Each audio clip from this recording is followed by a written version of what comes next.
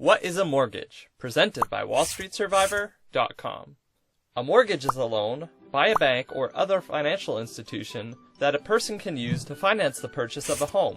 A mortgage is different from other loans, like personal or student loans, since the bank can use your house as collateral. Meaning, if you don't pay the bank back on time, they can take possession of your home.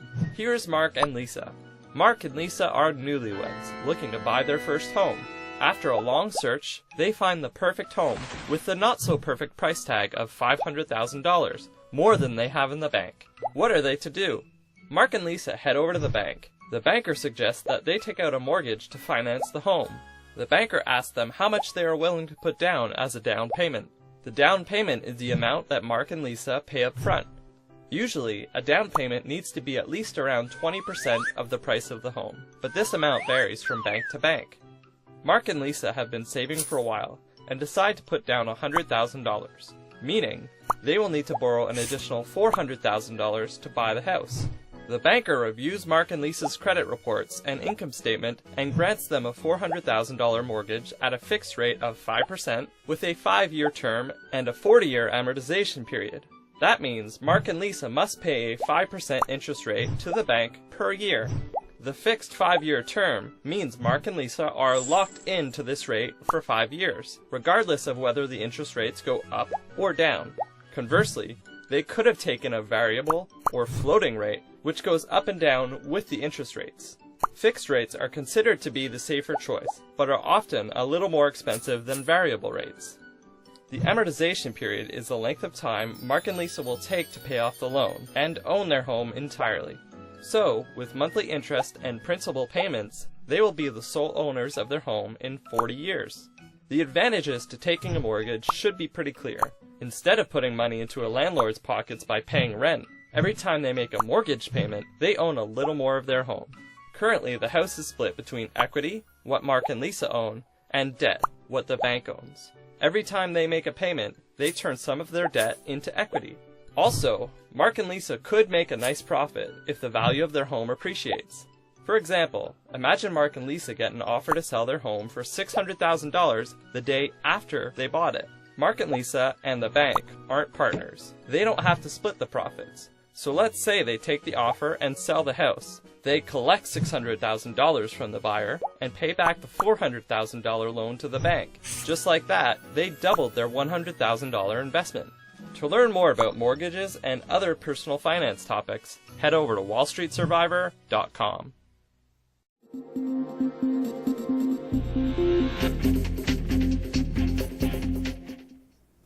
When you find the house of your dreams, you have to show the seller you're serious by laying down some cold hard cash.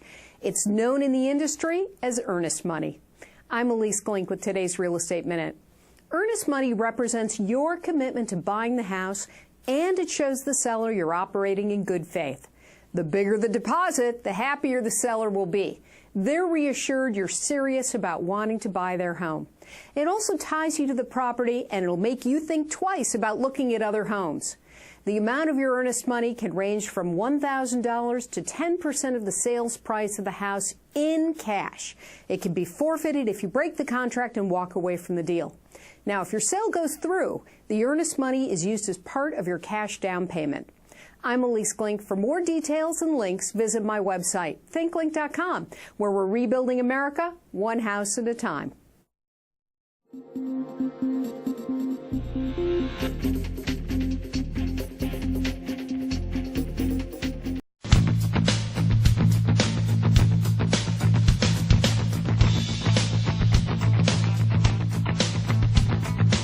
Buying and selling real estate are among the largest and most complex transactions most people will ever make, and many turn to professional certified appraisers to provide them with the most accurate opinion of the true value of their property. The role of the appraiser is to provide an objective, impartial, and unbiased opinion about the value of a property, including what a buyer might expect to pay, as well as what a seller might expect to receive for a parcel of real estate. Most appraisals are reported in writing, although in certain circumstances an appraiser may provide an oral appraisal. A written appraisal generally includes a description of the property and its locale, an analysis of the highest and best use of the property, an analysis of comparable sales, information regarding current real estate activity and/or trends within the market area, flood and census data, complete floor plan sketches, neighborhood maps, and more. The appraisal typically starts with an inspection of the property in order to verify its condition, total living area, and total bedrooms and baths, as well as determine if any adverse external factors are present, such as close or immediate proximity to freeways, busy traffic arteries, high voltage power lines, and others that may have an adverse effect on the value of the property.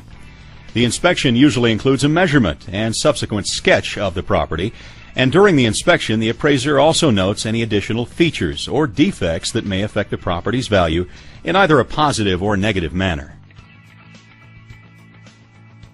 After inspection, the appraiser uses 2 or 3 different approaches in determining the value of a property, including a cost approach, a sales comparison approach, and in the case of investment or rental properties, an income approach. In the cost approach, the appraiser uses information on local building costs, labor rates, and other data to estimate the cost to reconstruct the property. In the sales comparison approach, the appraiser researches recent sales and locates properties which are considered the most comparable to the subject. The sale price of those comparables are then used as a basis in which adjustments are made to account for differences between the comparables and the subject property. In the case of investment or income-producing properties, such as rental properties, the appraiser also utilizes an income approach to value. This approach determines the value of a property by calculating the amount of income a property produces over a period of time. After reconciling information from each of the different approaches to value, the appraiser is then able to provide a professional estimate of value for the subject property. The appraiser's final estimate of value is typically used as a guideline for lenders, who obviously don't care to loan a buyer more money than a property is actually worth. Whenever possible, you should only utilize the most experienced or qualified appraisers within your area, as they'll provide you with the most accurate value for your property, allowing you to make qualified real estate decisions.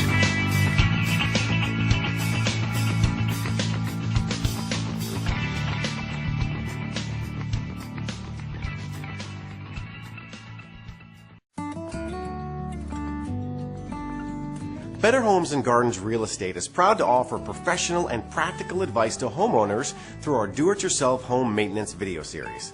Hi, I'm Brian Kelsey, a licensed contractor, and today I'm going to explain to you the difference between well versus city water, as well as septic versus sewer. If you're in the market of purchasing a new home, here are some key differences between choosing a home with well or city water. Well water.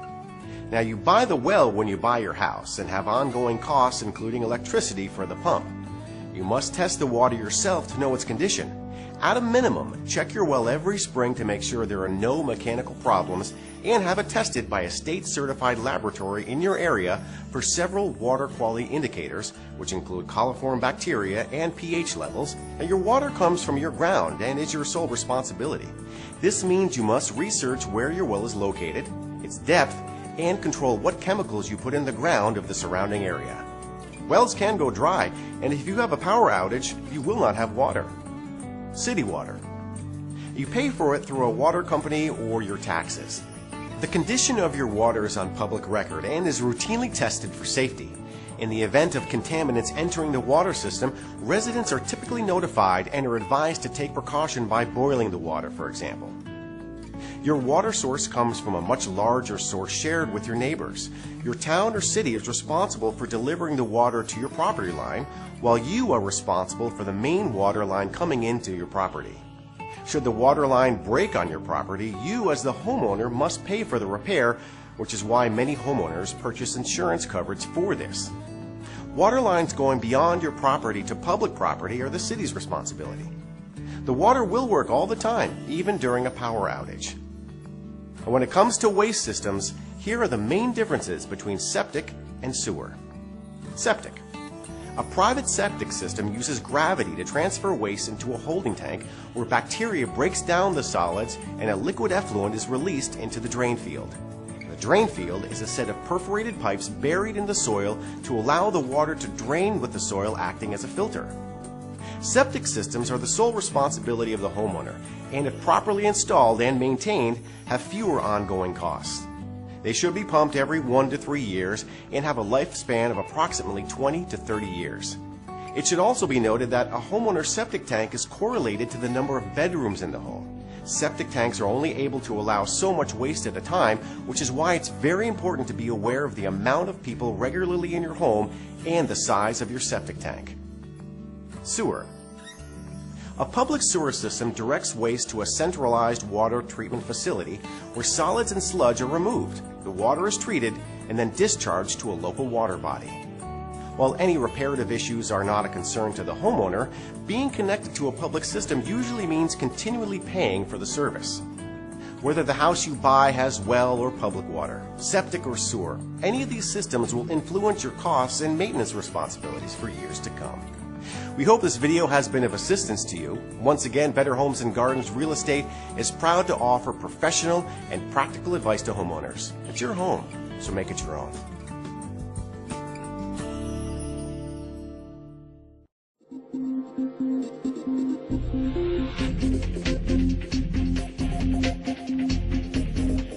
Having a home inspection is crucial before you close on a home. Knowing the right questions to ask an inspector can be a lifesaver. Literally. I'm Elise Glink with today's Real Estate Minute. The first question I always ask a home inspector is, how long do your inspections last? If the answer is less than 3 hours, you should move on and find someone else, because you'll know that the inspection isn't thorough enough. Next, ask whether the inspector belongs to any official associations, what the experience is, and in what areas he specializes. You'll want someone who's done this 1,000 times and knows exactly what to look for.